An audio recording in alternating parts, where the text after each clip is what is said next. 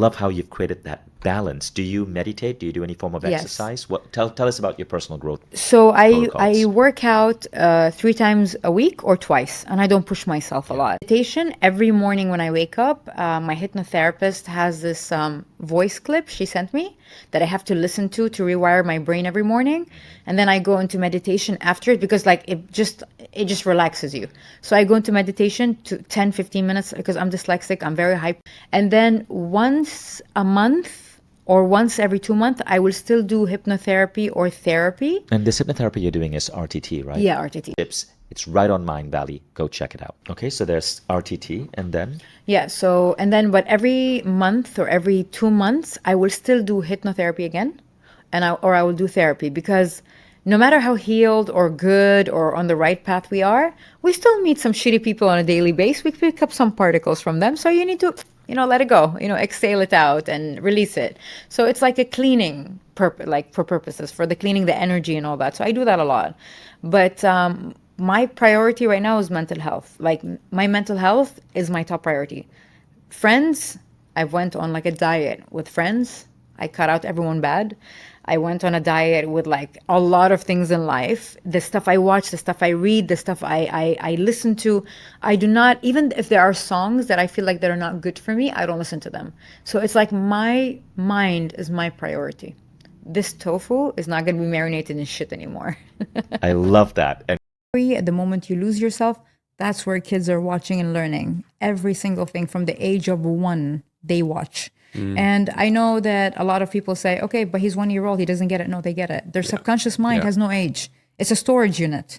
Everything they hear, everything they see gets stored in there. And then as they grow up, that storage gets released and then they process it as they grow up. But everything gets stored there. So you got to be very careful when it comes to how you act and what you say in front of the kids. And I've heard a story like of a successful man, very successful man, and his brother was an alcoholic. And when they asked them, how are you both like that? They both said, our father was an alcoholic. Yeah. So same household, same way of raising, same everything. But one saw his father and he's like, I'm never going to be like that. And one saw his father and he became like his father.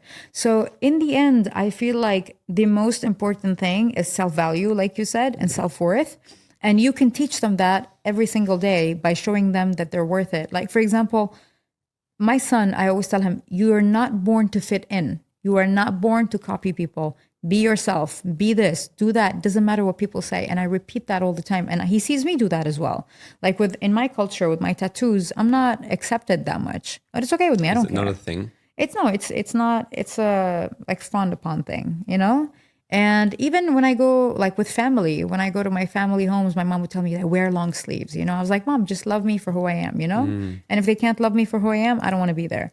So he sees that and he hears that. And then I slowly start to see him applying it. For example, he was going to school a couple of days ago and he was wearing pajama shirts. And I was like, dude, you can't go to school wearing a pajama shirt. He's like, I am myself. I'm happy. It doesn't matter what people say. I'm like, great. So I taught him how to think in this way, but he's too young to understand how to apply it, which is fine. He'll learn as he grows. But for now, I allow him just to show him that it doesn't matter. It doesn't matter what people think. It doesn't matter what people say. You love yourself. You know you're right. That's all that matters. So yes, can you install self-worth in a child? Yes, you can download that and install it in them. Other than that, you have no control over their personality because it's passed through DNA, it's experience, it's whatever they lived, they seen. It's just be good and they'll turn out good. That's it. So you never know. It's like God hears and sees things and listens to conversations and knows things that you don't know. And he's there for you. And once you have that mindset, you're unstoppable. You're solid. You have no fear anymore. Fear of what? The unknown? Everything in life is unknown. Nothing is promised. Dr. John DeMartini, he talks about every downside has an upside and every upside has a downside, 100%. which is so true. Do you think with the benefit of hindsight that you attracted some of that energy into your life? Yes, because obviously if a woman is divorced twice and the 4 men that she had relationships with in her whole entire life were all narcissists. It doesn't mean all humans are narcissists. It means I am the one choosing the narcissist. And that's where self-reflection comes. It's like, Why am I settling? Why do I fall? Why am I attracted to narcissistic men? And then when you self-reflect and you go through healing and through therapy and everything like that, especially spiritual healing, that's what really helped me. You realize that, oh my God, it comes from my childhood because I was exposed to narcissistic energy. Therefore, every time I meet a man with that energy, I feel like it's home because that's the energy I was exposed to. So it feels like I'm home. You know what I mean? It feels like you sit, like I remember telling my healer, I'm like, every time I meet that narcissistic man, I feel like it's written in the skies, like we met somewhere, like we're meant to be, like God sent him to me. She's like, yeah, it's not written in the skies. It's all bullshit. Don't lie to yourself. This is you being familiarized with an energy that you had in the past. Yeah. And this is you accepting to know the devil than the angel you don't know. Because And you've been people there. were love bombing you as well, though, weren't they? They were 100%. like stalking you on Instagram, listening to 100%. previous interviews, so they could 100%. insert themselves into your They life and study project you. themselves in a They certain prey manner. on you. They study you. And the thing is, when you are a person, when you're an empath that is just craving to be loved and accepted, you settle for anything. You know what I mean? So it's like, don't be too thirsty that you drink from any cup. You know what I mean? And this is what happened to me. I wanted to be loved and accepted. And I thought love was something you had to sacrifice a lot for and able to receive it and to be, I would say, and to be worth it. And that comes from childhood, all right? So I applied that when I grew up and I gave up so much and I sacrificed and I gave up money and my peace of mind and my mental health and I was doing everything they wanted just so they would stay and love me. But that's not what love is. Love is free. Love is beautiful. Love is given. It's never begged for. I only knew all of this through healing. Otherwise, I would have still been a victim of another narcissistic relationship, but not really a victim of the relationship, but a victim of myself because I'm choosing to stay there. If a person shows you their true color and you still remain there in the relationship, you are a victim of yourself. You're no longer their victim anymore because you were a victim until they showed you who they are. And then you stayed. Take the time to sit and look at where you went wrong. It takes two to tango, you know?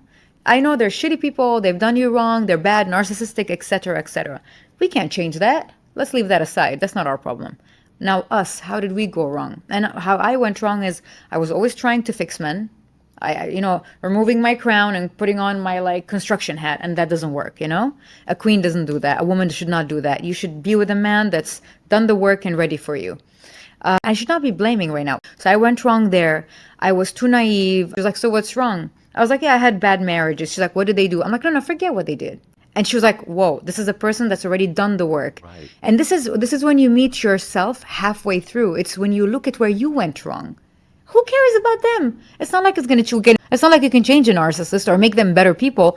Screw them. Let's focus on me. You, how did you go wrong? So I focused on that and I realized where I went wrong. And then that's how it made it easier to heal and to go through therapy because I knew exactly what is the issue. And then we linked it to the past, like my past and when I was young, and we related it to these things. So healing became easy because I took the responsibility. And that's what everyone should do. Take responsibility of your part. And then the rest is easy. I love that. Yeah. That's such an important message. is. And that message is sinking in for me as well because they have been situations where I've been hurt in the past and I closed down. Yeah. I had two of my close male friends who I'd gone into business with, both cheat me. One ran away with $150,000 that we had put in a joint account to start a new project. Never got the money back. And for a brief time in my life, I had difficulty trusting. Other business partners.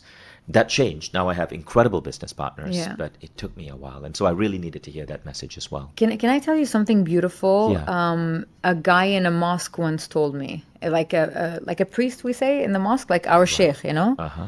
When I was sitting, I was complaining to him about why are people bad? Like, I don't understand. How do people sleep at night? How do they do that? How do they do this? So he said, why do you look at things like that? I was like, so how should I look at things other than I've been screwed over by people all the time and I'm the good person and I feel like good people don't finish, they finish last always. He's like, no. Think of it in this way. You have been an answer to these people's prayer. Maybe that person needed love, needed kindness, needed care, and God like gave them their prayer through you. Maybe that person needed money. My partner did steal the money because her father was sick, but you didn't have to butcher me and steal the money and all that. And maybe you were an answer to her prayer. So you are always part of a process, part of a story, part of a transformation. We are all vessels. And he's like, you were, if they took the love from you, they took the time from you, let them keep it. They needed it. They needed it. And he's like, you were part of their prayer. God answered their prayer through you. People would say, no, it's impossible. I know a lot of men who cheat, but they're very honest and decent in business. But I mean, if he doesn't feel guilty doing what he does to like a partner, he wouldn't feel guilty doing it to you. Maybe not today, maybe not tomorrow. Maybe the idea crosses his mind every now and then. One day he'll act upon it. I'm sorry, like that's how I see it. Yeah. Where did that come from, that strong belief, by the sounds of, if they're a cheater, then this is also it is? Is there something behind that? I mean, if you describe a cheater, okay, it's a person that has no loyalty, low morality, no ethics, and a person that has no guilt. And to be honest, when you think of cheating, I think of it as a person who's robbing a bank, because the person who cheats on you robs you from your feelings, from your sanity, from your happiness, from your peace. But if you take the decision to cheat, and cheating takes a lot of planning, you have to hide, you have to be sneaky, you have to plan, you have to lie. So if somebody goes through all of that just to get some pleasure, and to put the person they love and they value, and the person that loves them, values them in that position, they would do it to anybody. So I think that comes from me being cheated on so many times. I had to do a lot of healing to understand why I don't have no boundaries. But when I decided to set my boundaries, I set them in every single thing in my life, whether it's business, relationship, friendship. It's like, it's a red line. You cross it once, you're not able to enter again. Outside my house, I am a strong woman. I'm a boss lady. But when I come home, I want to hang that on the door. I don't want to take that home with me. I'm tired. I want to be a female. I want to be a girl. I want to be spoiled. I want to just let go of all these things. And I want a man to take care of me. But if I come home and that man is not there, guess what? I have to keep my pants on. I have to stay the boss lady. I have to remain the female that's tapped into her masculine. So it takes a balance for a woman to go back into her feminine, but only an awakened man, only a man that's fully in his masculine energy can make a woman reach that point. Otherwise, a woman is always going to remain in her masculine. Is it a prerequisite for you that a man needs to earn more, or do they just need to be in that masculine energy? No, I don't care. See, I love money. Money is a necessity, but not a priority. Therefore, I need it to survive and to thrive and to be in this world, right? To pay for things. But it's not a priority as in like, I'm going to sell my soul to the devil for money, or step over friends, or step over people's backs and backstab people for money. Hell no, I don't do that for a paper. But I don't need a billionaire or a millionaire husband. I just need a man that can provide. Because it's not fair for a man to be in a relationship with a woman where she's doing more than him financially. No matter how secure he is or how understanding, or he says, I'm okay, don't worry about it. His masculinity will be affected. His pride will be affected. So I don't want to put a man in that situation. Therefore, I have a prerequisite, which is he has to be doing well enough to sustain a life and start a family. And that's very simple. He has to be kind and giving and loving and spiritual, because I don't want to be talking about woo-woo stuff while the guy is like, while the guy doesn't understand what I'm saying, while I'm sharing information about aliens while he wants to talk about golf. It doesn't work like that, you know? Yeah, so we have to be aligned at our level of belief and understanding and all that. But I don't need a rich daddy. I just need a man who's manly enough, tapped into his masculinity, in the right element, in the right energy, a man who believes in healing, has done the work, has grown, and a man that knows that he is the provider and the protector. It doesn't mean provider, doesn't mean go buy me a Chanel bag and a Bentley and a villa. It means provide like the necessities for a woman. Yeah. And then whatever I make, I'll take care of whatever I can for me and my man as well. So there has to be a balance.